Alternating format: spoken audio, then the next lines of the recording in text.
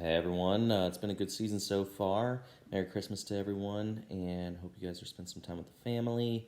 Um, this video is going to be how did the semi-finalists, the top four, these four teams, how did they get there? All right, we're going to look at the draft, see what their positions are, and how they drafted, and which guys have been good, which guys have been busts. Um, so without further ado, we'll start with Jimmy. Jimmy, A minus grade. We'll look at Jimmy and Matt's matchup, right? A minus grade, Matt with a B plus grade, the two top grades from the draft. Um, Matt finished at 8-6, and Jimmy at 9-5 got the bye, obviously. But it's amazing. There were about 400 points, a little less, like 360, 370 ish. 400 point difference between those two teams and the total points they put up this year. And when we dig into the numbers and we look at it, it's clear to see why. We look at Jimmy's team.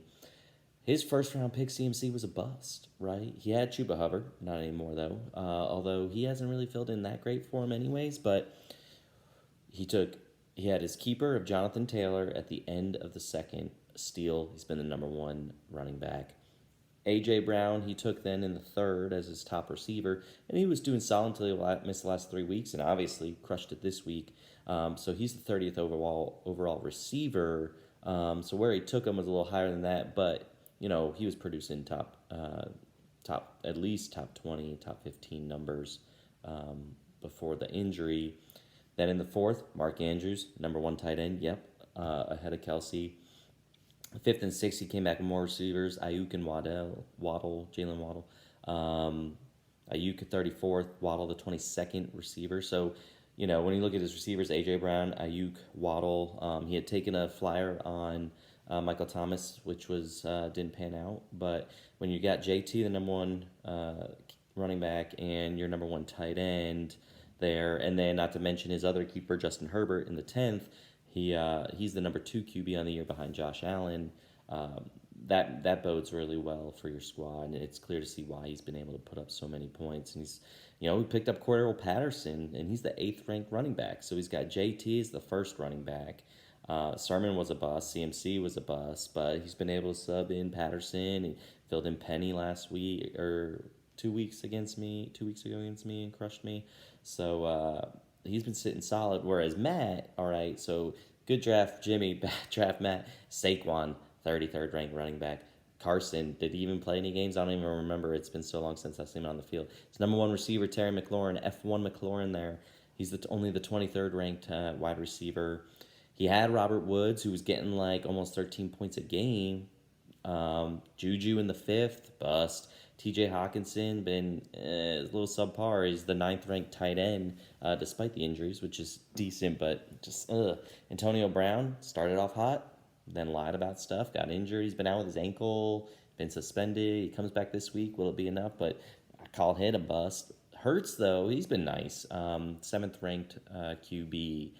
So for where he got him in the draft, pretty good steal. But where he's made up for it, obviously, is his week to week. Like when you look at his team globally, you're like, how did he win that many games? He didn't put up a lot of points, but he had Elijah Moore, who Aiken had drafted and dropped. Now he's injured. Ramondre Stevenson's filled in from time to time for him. Devonta Freeman, Hunter Henry ended up picking up. He's the 7th ranked tight end. Christian Kirk, 24th receiver. And even Donta Foreman, who got a touchdown but not many yards this past week, has been serviceable. So he's managed his way into a good spot here in the semis, and we'll see if he can pull it out against Jimmy. All right, the other matchup is Josh against Dan, two 9-5 teams. Josh got the bye. He didn't get the number one seed, but he had been sitting in that spot for pretty much all the year. He had a C grade on his draft, and Dan got a B grade. So Dan was upper right there. I think it was like maybe 4th or 5th overall from a grading perspective, and Josh was there towards the bottom. And when you look at his draft, you can kind of understand maybe why they thought that, but it's panned out, right? So first round took Alvin Kamara. Now he's been injured, but he's still the 13th ranked running back. Mahomes, considered a down year, kept him there in the second round, but he's top 5 QB. Josh Jacobs, nothing flashy, but he's the 19th running back. So for your RB2, you got 13 and 19, right? But I'll skip over. We'll go to the bus. 5th round, Julio. Mostert injured on like the second play of the game, week 1. But his 4th round pick and his 7th round pick, Cooper Kupp, Deebo Samuel. Number 1 receiver, number 2 receiver. So you've got Kamara and Jacobs that have been serviceable. He's had Darrell Williams that he picked up off of free agency that's been serviceable. Kenyon Drake was somewhat serviceable at times as well. But you pair that with just Cooper Kupp and Deebo every week. I mean, they were putting up 50 points combined a week. I mean, it's insane. The rest of his draft wasn't that good. But right now he's got Rojo on his team, Jeff Wilson, Darrell Williams. Mooney was a pickup. He's the 26th ranked receiver. And he got Chuba, which, again, hasn't been completely super serviceable, but he's had him. So having Deebo and Kupp, those were 2 big hits for him, and 2 guys like that probably gonna be keepers next year. 3rd round for Cooper Kupp and 6th round for Deebo Samuel. Yeah, please, I'm sure he'll take that. Considering he came in, you didn't really even have any keepers. He kept Mahomes just because he's a KC fan, right? I believe, is that right, Josh? Correct me if I'm wrong, but just to have him, I guess.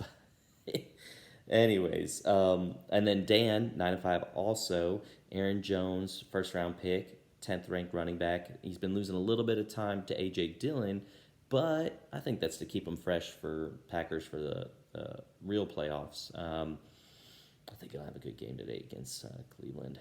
Darren Waller, it was on fire. What did I have it written down somewhere?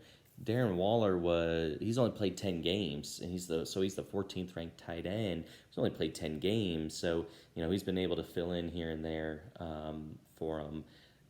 Miles Sanders kind of been underwhelming, but is coming on as of late. He's the 37th ranked running back. That's not that great, but he's missed time. That's who he drafted in the 3rd round. Yeah, Diggs.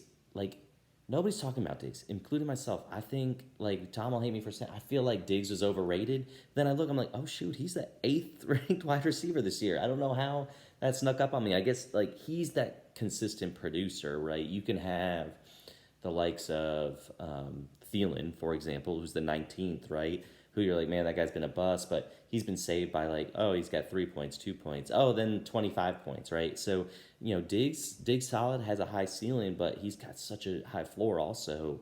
8th ranked wide receiver, solid. I just said Thielen in the 5th round is the 19th, right? So when we look at his running backs, okay, Aaron Jones, Miles Sanders, but jump to the 8th round, he had Leonard Fournette. Now, he lost Fournette this week, right? But 4th ranked running back heading into this. So we had the 4th ranked, the 10th ranked, and the 37th. So Miles as the 37th as a flex option, not bad. Receivers, Diggs is the 8th, Thielen is the 19th. And even in between there, you got Brandon Cooks, again, maybe out this week, 15th, right? So you got Diggs and Cooks that you're using every week. Marquise Brown is the 14th, right? So Diggs, 8th, Marquise Brown, 14th. Cooks, 15, Thielen, 19. I mean, he had to make some decisions. Well, we have 2 flexes. I forget that. But in any case, there's a reason why Dan was pretty studly. I mean, Waller was getting injured and not playing has been hurting him as of late. But so you look at his team, he's like, oh, solid running back, solid receivers. Then you just throw Josh Allen there, just the number 1 quarterback, right? It's pretty easy to see why he's there, and he's got a solid team. So there you have it. We got those are the 4 teams. Those are some of their good picks. Some of their busts. I didn't really talk about the busts for Dan. Most of his picks are solid. I guess you could call Miles Sanders a bust in the 3rd, right? David Johnson, Tyler Higbee, and he had Stafford on his team, but he dropped him. I mean, you didn't really need him. Or did he trade him? I can't remember. In any case, overall, these teams, man, they've managed their way. They drafted well, and they've made the moves that they need to put them in the position to be fighting for a championship. Games, we had Thursday night game. We got a couple today, and we'll see how things shake up after today, and look forward to a fun game. I think there was 11 games tomorrow. Maybe 12 games tomorrow. I don't even know. But in any case, best of luck to everyone. It's been a good season so far. I look forward to seeing who's going to be fighting for that championship game or championship win.